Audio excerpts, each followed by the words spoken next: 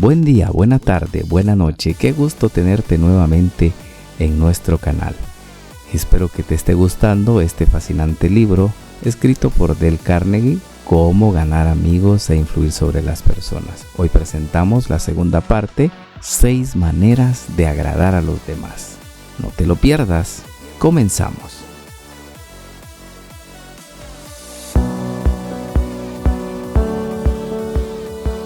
Alimenta tu mente con información que proteja tu imaginación. Segunda parte. 6 maneras de agradar a los demás. 1. Haga esto y será bienvenido en todas partes. ¿Por qué hay que leer este libro para saber cómo ganar amigos? ¿Por qué no estudiar la técnica del más grande conquistador de amigos que ha conocido jamás el mundo? ¿Quién es? Tal vez lo encuentre usted mañana por la calle. Cuando esté a 5 metros de él, le verá agitar la cola. Si se detiene usted a acariciarlo, saltará como enloquecido para mostrarle lo mucho que lo quiere. Y usted sabe que detrás de esa muestra de afecto no hay motivos. No quiere venderle un terreno, ni una póliza de seguro, ni quiere casarse con usted. ¿Se ha detenido alguna vez a pensar que el perro es el único animal que no tiene que trabajar para ganarse el sustento?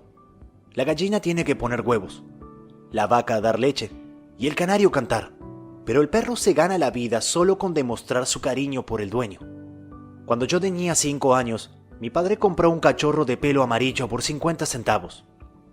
Fue la alegría y la luz de mi niñez. Todas las tardes, a las 4:30, se sentaba frente a mi casa, mirando fijamente el camino, con sus hermosos ojos. Y tan pronto como oía mi voz o me veía venir agitando mi lata de comida entre los árboles, salía disparado como una bala. Corría sin aliento colina arriba para recibirme con brincos de júbilo y ladridos de puro éxtasis. Tippy fue mi constante compañero durante 5 años. Por fin, una noche trágica, jamás la olvidaré, murió a 3 metros de mi cabeza. Murió alcanzado por un rayo. La muerte de Tippy fue la tragedia de mi niñez. Tippy nunca leyó un libro de psicología. No lo necesitaba. Sabía por algún instinto divino que usted puede ganar más amigos en 2 meses interesándose de verdad en los demás que los que se pueden ganar en 2 años cuando se trata de interesar a los demás en uno mismo. Permítame repetir la idea. Se pueden ganar más amigos en 2 meses si se interesa uno en los demás que los que se ganarían en 2 años si se hace que los demás se interesen por uno. Pero usted y yo conocemos personas que van a los tumbos por la vida porque tratan de forzar a los demás a que se interesen por ellas. Es claro que eso no rinde resultado. Los demás no se interesan en usted, ni se interesan en mí. Se interesan en sí mismas, mañana, tarde y noche. La compañía telefónica de Nueva York realizó un detallado estudio de las conversaciones por teléfono y comprobó cuál es la palabra que se usa con mayor frecuencia en ellas. Sí. Ya ha adivinado usted, es el pronombre personal yo. Fue empleado 3.990 veces en 500 conversaciones telefónicas. Yo. Cuando usted mira la fotografía de un grupo en que está usted, ¿a quién mira primero? Si nos limitamos a tratar de impresionar a la gente y de hacer que se interese por nosotros, no tendríamos jamás amigos verdaderos, sinceros.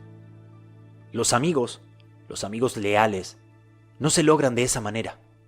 Napoleón lo intentó, y en su último encuentro con Josefina, dijo: «Josefina, he tenido tanta fortuna como cualquiera en este mundo, y sin embargo, en esta hora, eres tú la única persona de la tierra en quien puedo confiar». Y los historiadores dudan que pudiera confiar aún en ella. Alfred Adler, el famoso psicólogo vienés, escribió un libro titulado ¿Qué debe significar la vida para usted? En este libro dice así: el individuo que no se interesa por sus semejantes es quien tiene las mayores dificultades en la vida y causa las mayores heridas a los demás. De esos individuos surgen los fracasos humanos. Es posible leer veintenas de eruditos tomos sobre psicología sin llegar a una declaración más significativa para usted o para mí. No me agradan las repeticiones, pero esta afirmación de Adler está tan rica de significado que voy a repetirla en bastardilla. El individuo que no se interesa por sus semejantes es quien tiene las mayores dificultades en la vida y causa las mayores heridas a los demás. De estos individuos surgen todos los fracasos humanos. Yo seguí cierta vez en la Universidad de Nueva York un curso sobre redacción de cuentos cortos, y durante ese curso, el director de una importante revista habló ante nuestra clase. Dijo que era capaz de tomar cualquiera de las docenas de cuentos que cruzaban por su escritorio todos los días, y después de leer unos párrafos, decir si su autor gustaba o no de la gente. Si el autor gusta de la gente, añadió, la gente gustará de sus cuentos. Este director, acostumbrado a tratar con la vida, se detuvo 2 veces en el curso de su conferencia sobre la forma de escribir y pidió excusas para predicarnos un sermón. Les estoy diciendo, expresó, las mismas cosas que diría un predicador, pero recuerden que deben tener interés por la gente si quieren atraer interés como cuentistas. Si así ocurre con los cuentistas, puede tenerse la seguridad de que lo mismo es triplemente cierto en cuanto a las relaciones con la gente. Yo pasé una noche en el camarín de Howard Thurston, la primera vez que se presentó en Broadway. Thurston, el decano de los magos. Thurston, el rey de la prestidigitación. Durante 40 años, viajó por el mundo entero una y otra vez creando ilusiones, engañando con sus tretas al público y haciendo que la gente quedara boquiabierta de asombro. Más de 60 millones de personas pagaron entrada por verlo actuar, y así consiguió ganar casi $2 millones. En esa ocasión, pedí al señor Thurston que me confiara el secreto de sus triunfos. Su instrucción no tenía nada que ver con ellos, porque huyó de su casa siendo niño, fue vagabundo por los caminos, viajó en trenes de carga, durmió en pajares, pidió comida de puerta en puerta y aprendió a leer gracias a los carteles que desde un vagón de carga veía junto al ferrocarril. ¿Tenía extraordinarios conocimientos como prestidigitador? No. Me dijo que se han escrito centenares de libros sobre pruebas de magia y que muchísimas personas saben tanto como él, pero Thurston tenía 2 cosas de que carecían los demás. Primero, la capacidad necesaria para que su personalidad llegara al otro lado de las candilejas. Conocía la naturaleza humana, todo lo que hacía, cada gesto, cada entonación de la voz, cada elevación de una ceja, había sido cuidadosamente ensayado con anterioridad, y sus actos respondían a una perfecta noción del tiempo. Pero además, Thurston tenía verdadero interés por el público. Me refirió que muchos prestidigitadores miraban al público y decían para sus adentros, «Bien, ya tenemos otro montón de tontos. ¡Qué bien los engañaré!». Pero el método de Thurston era del todo diferente. Me confesó que cada vez que entraba al escenario se decía, «Estoy agradecido a toda esta gente que ha venido a verme. Son ellos quienes me permiten ganarme la vida en forma tan agradable. Por ellos haré esta noche todo lo mejor que pueda». Declaró que jamás se acercaba a las candilejas sin decirse primero, una vez tras otra, «Adoro a mi público, adoro a mi público». ¿Ridículo? ¿Absurdo? Tiene usted derecho a pensar lo que quiera. Yo no hago más que repetir, sin comentarios, una receta utilizada por uno de los magos más famosos de todos los tiempos. George Dyke, de North Warren, Pensilvania, se vio obligado a retirarse de su negocio de estación de servicio después de trabajar en él durante 30 años, cuando se construyó una nueva autopista por el sitio que ocupaba su establecimiento. Al poco tiempo, los días ociosos de un jubilado empezaron a aburrirlo, por lo que trató de ocupar el tiempo tocando en su viejo violín. Pronto empezó a viajar por toda su área, asistiendo a conciertos y visitando a consumados violinistas. En su estilo humilde y amistoso, se interesó por conocer el pasado y las ideas de todos los músicos que conocía.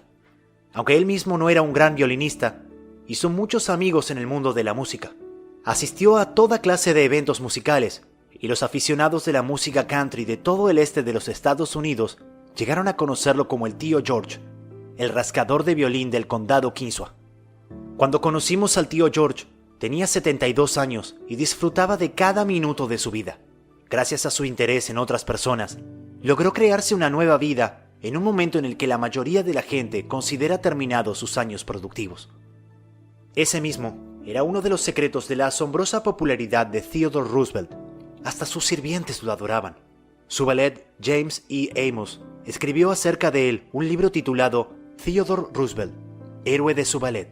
En ese libro narra Amos este ilustrativo incidente.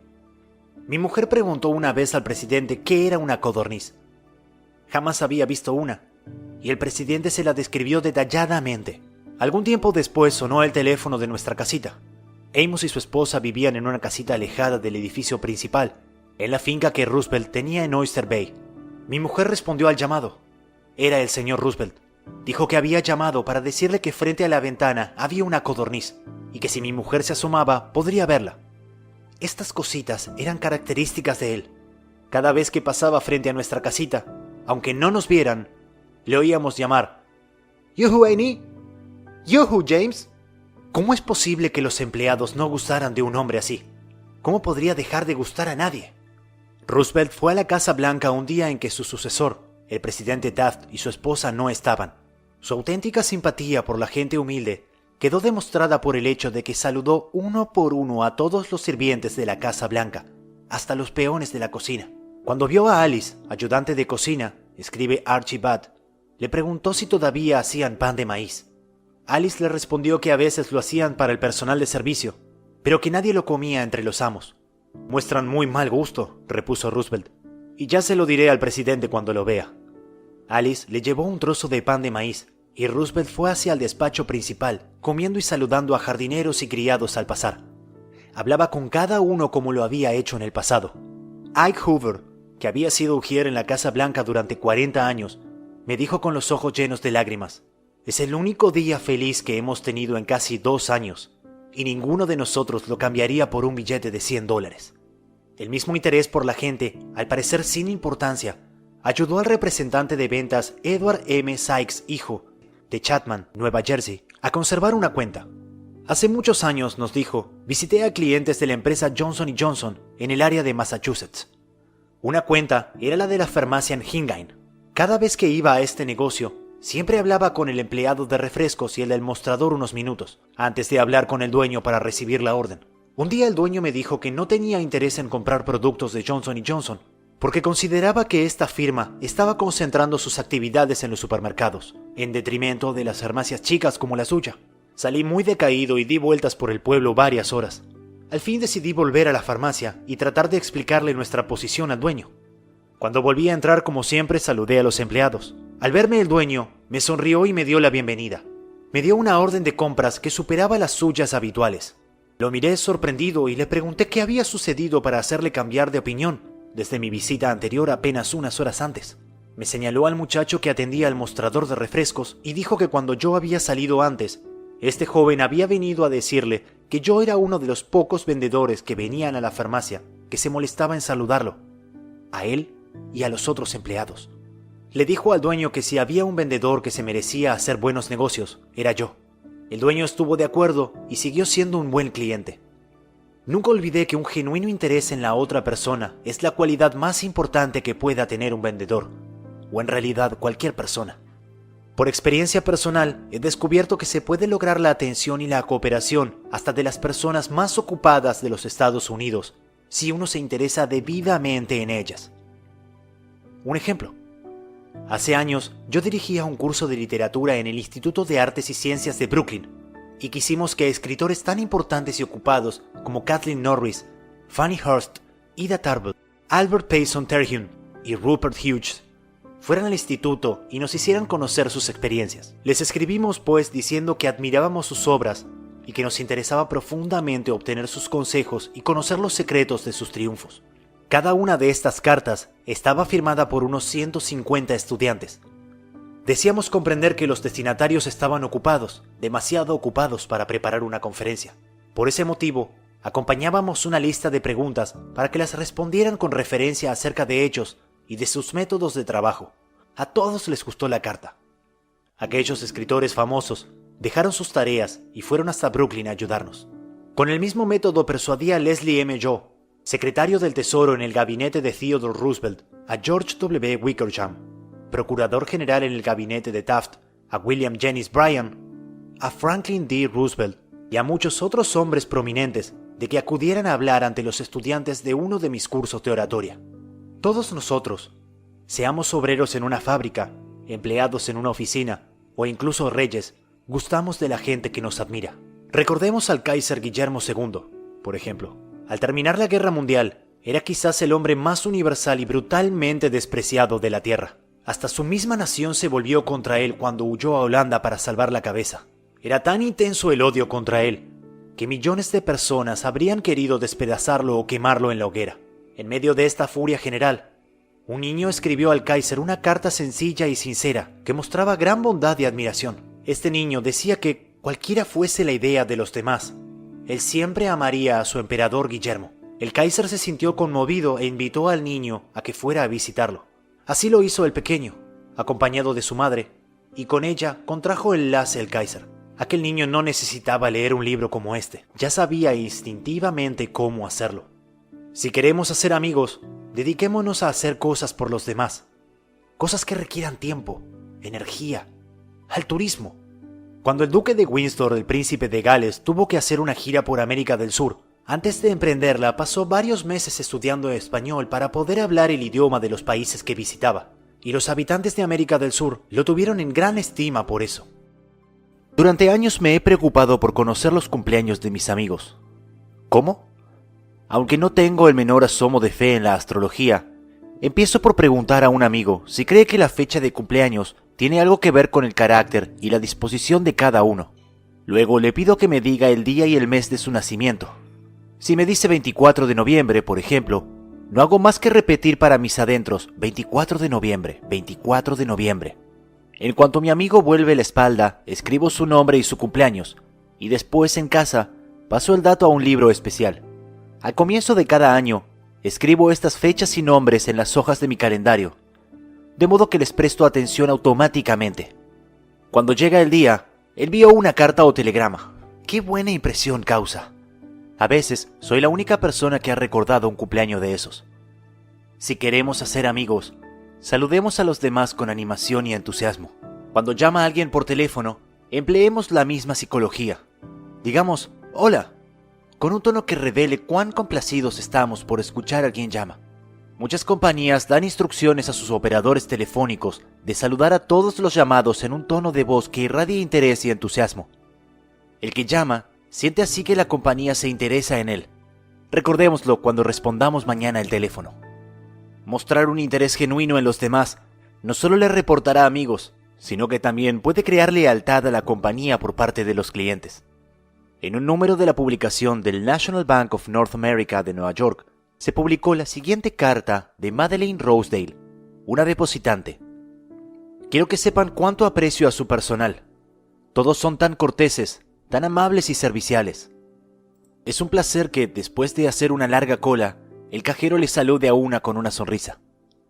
El año pasado mi madre estuvo hospitalizada durante 5 meses. Cada vez que visité el banco, Mary Petruccello, una cajera, se interesó por la salud de mi madre y se alegró de su recuperación. ¿Puede haber alguna duda de que la señora Rosedale seguirá usando los servicios de este banco? Charles R. Walters, empleado en uno de los grandes bancos de Nueva York, fue encargado de preparar un informe confidencial sobre cierta empresa. Solo sabía de un hombre dueño de los hechos que necesitaba con tanta urgencia. El señor Walters fue a ver a ese hombre, presidente de una gran empresa industrial. Cuando el señor Walters era acompañado al despacho del presidente, una secretaria asomó la cabeza por la puerta y dijo al presidente que no podía darle ese día ningún sello de correos. «Colecciono estampillas para mi hijo, que tiene 12 años», explicó el presidente al señor Walters. El señor Walters expuso su misión y comenzó a hacer preguntas. El presidente se mostró vago, general, nebuloso. No quería hablar, y aparentemente nadie podía persuadirle de que hablara. La entrevista fue muy breve e inútil. «Francamente no sabía qué hacer», dijo la señora Walters al relatar este episodio ante nuestra clase. Pero entonces recordé a la secretaria, las estampillas y el hijo. Y también recordé que el departamento extranjero de nuestro banco coleccionaba estampillas llegadas con las cartas que se reciben de todos los países del mundo. A la tarde siguiente visité a este hombre y le hice decir que llevaba algunas estampillas para su hijo. ¿Me recibió con entusiasmo? Pues señor, no me habría estrechado la mano con más fruición si hubiese sido candidato a legislador. Era todo sonrisas y buena voluntad. A mi George le encantará esta, decía, mientras examinaba las estampillas. Y mira esta, es un tesoro. Pasamos media hora hablando de estampillas y mirando retratos de su hijo. Y después dedicó más de 1 hora de su valioso tiempo a darme todos los informes que yo quería, y sin que tuviese yo que pedírselo siquiera. Me confió todo lo que sabía, y después llamó a sus empleados y los interrogó en mi presencia. Telefoneó a alguno de sus socios. Me abrumó con hechos, cifras, informes y correspondencia. Como dirían los periodistas, tenía yo una primicia. Veamos otro ejemplo.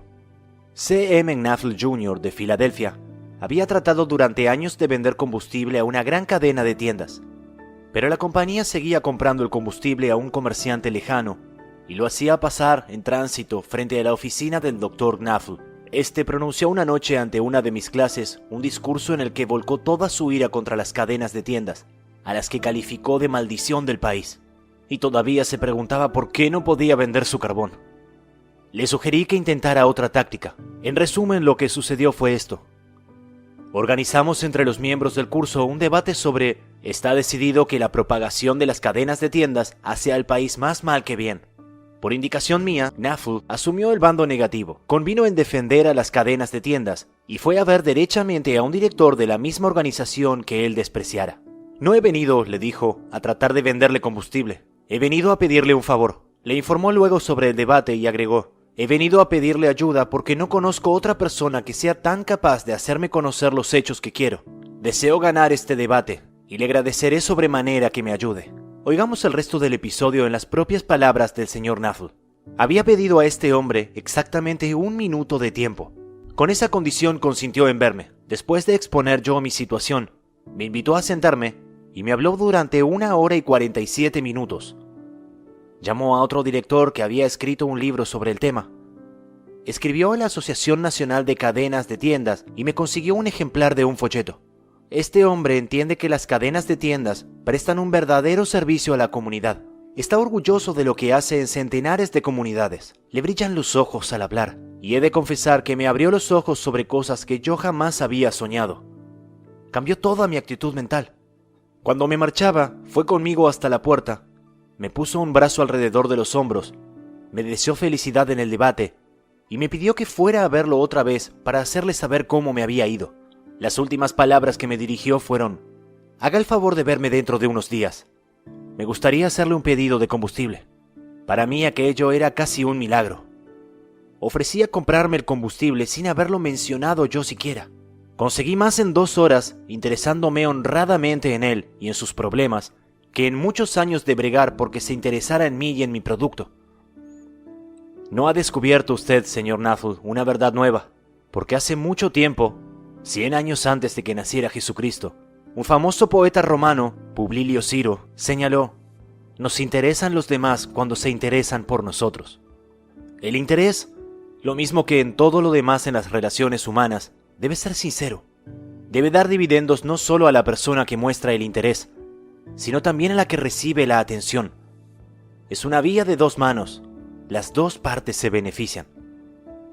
Martin Ginsberg, que siguió nuestro curso en Long Island, Nueva York, nos contó cómo el interés especial que había tomado una enfermera en él había afectado profundamente su vida. Era el día de Acción de Gracias y yo tenía 10 años. Estaba en una sala de beneficencia de un hospital y al día siguiente se me haría una importante operación de ortopedia. Sabía que lo único que me esperaba eran meses de confinamiento, convalecencia y dolor. Mi padre había muerto. Mi madre y yo vivíamos solos en un pequeño departamento y dependíamos de la asistencia social. Mi madre no podía visitarme ese día porque no era día de visitas en el hospital. A medida que transcurría el día, me abrumaba cada vez más el sentimiento de soledad, desesperación y miedo. Sabía que mi madre estaba sola en casa preocupándose por mí, sin compañía alguna, sin nadie con quien cenar y sin dinero siquiera para permitirse una cena del Día de Acción de Gracias. Me subían las lágrimas y terminé metiendo la cabeza bajo la almohada y tapándome todo con las frazadas.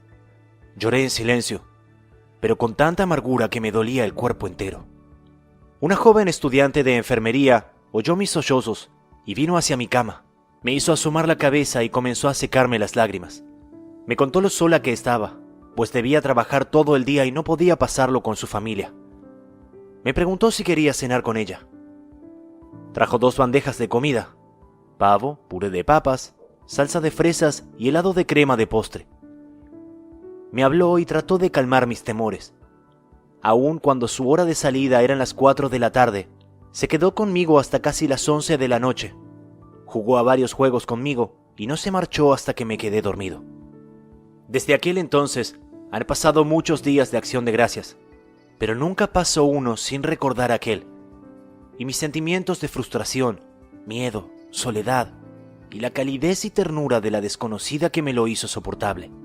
Si usted quiere gustar a los otros, si quiere tener amigos de verdad, si quiere ayudar a los otros, al mismo tiempo que se ayuda a usted mismo, no olvide esto.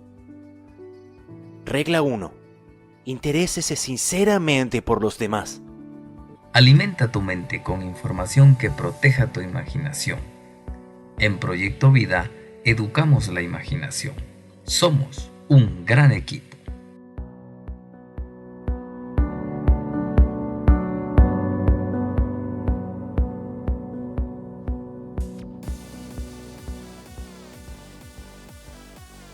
Te invitamos siempre a suscribirte a nuestro canal para que no te pierdas ninguno de estos segmentos de este fascinante libro de Dale Carnegie, Cómo ganar amigos e influir sobre las personas. Hoy les presentamos la segunda parte, 6 maneras de agradar a los demás. Espero que hayas aprendido, esperamos que hayamos aportado valor a tu vida a través de estos audios.